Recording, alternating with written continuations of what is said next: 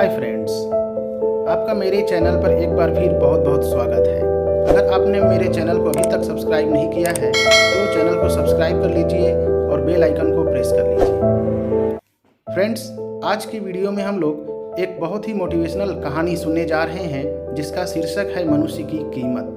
लोहे की दुकान में अपने पिता के साथ काम कर रहे एक बालक ने अचानक ही अपने पिता से पूछा, पिताजी, इस दुनिया में मनुष्य की क्या कीमत होती है? पिताजी एक छोटे से बच्चे से ऐसा गंभीर सवाल सुनकर हैरान रह गए। फिर वे बोले, बेटे, एक मनुष्य की कीमत आंकना बहुत मुश्किल है, वो तो अनमोल है। बालक, क्या सभी उतना ही कीमती और महत्वपूर्ण हैं? पिताजी, हाँ बेटे। बालक कुछ समझा नहीं, फिर उसने सवाल किया, तो फिर इस दुनिया में कोई गरीब तो कोई अमीर क्यों है? किसी की कम रिस्पेक्ट तो किसी की ज़्यादा क्यों होती है?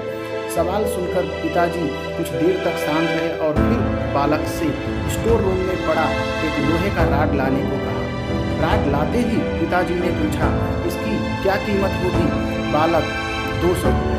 पिताजी, अगर मैं इसके बहुत से छोटे छोटे कील बना दूं तो इसकी कीमत क्या हो जाएगी? बालक कुछ देर सोचकर बोला, तब तो ये और महंगा बिकेगा, लगभग 1000 रुपये। पिताजी, अगर मैं इस लोहे से घड़ी के बहुत सारे स्प्रिंग बना दूं तो?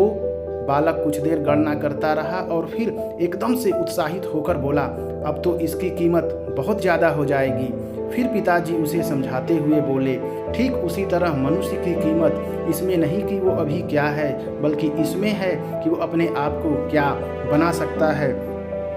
तो फ्रेंड्स, अक्सर हम अपनी सही कीमत आंकने में गलती कर देते हैं। हम अपनी प्रेजेंट स्टेटस को देखकर अपने आप को वैल्यूलेस समझने लगते हैं, लेकिन हमेशा अथाह शक्ति हम में होती है।